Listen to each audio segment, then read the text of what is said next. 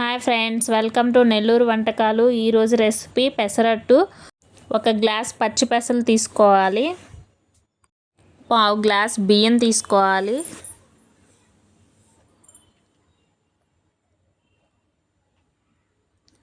One table spoon మినపప్పు వేసుకోవాలి. ఈ రెసిపీ ఇడ్లీ, దోశ తిని బోర్ కొట్టిన వాళ్ళకి ఇది ఒకసారి ట్రై చేయండి, చాలా టేస్ట్గా ఉంటుంది. ముందు రోజు నైట్ వాటర్ పోసి నానపెట్టుకున్నాను. మీకు ఎప్పుడు కావాలన్నా చేసుకోవచ్చు. మినిమం 6 గంటలు నానపెట్టుకోవాలి.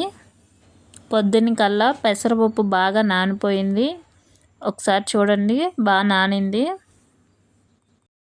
2 సార్లు కడిగి మిక్సీ జార్లోకి వేసుకుందాం. తర్వాత 2 అల్లం ముక్కలు దంచి వేసుకుందాం.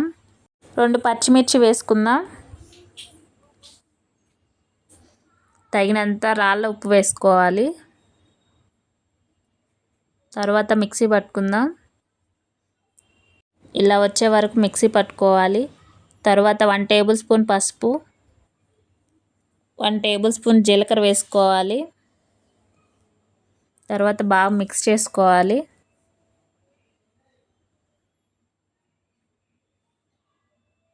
గ్యాస్ మీద దోస ప్యాన్ పెట్టుకొని 1 టేబుల్ స్పూన్ ఆయిల్ వేసుకోవాలి.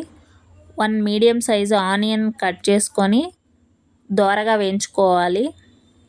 ఇది ఒక బౌల్లోకి తీసి పెట్టుకుందాం. తర్వాత పెసరట్టు వేసుకుందాం. 2 గంటలు పిండి వేసుకోవాలి, పల్సగా అనుకోవాలి.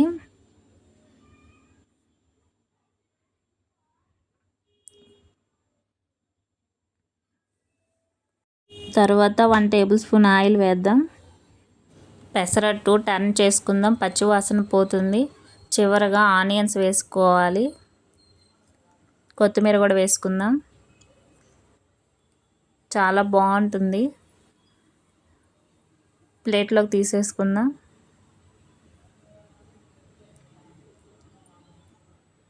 టేస్ట్ చూద్దాం చట్నీతో.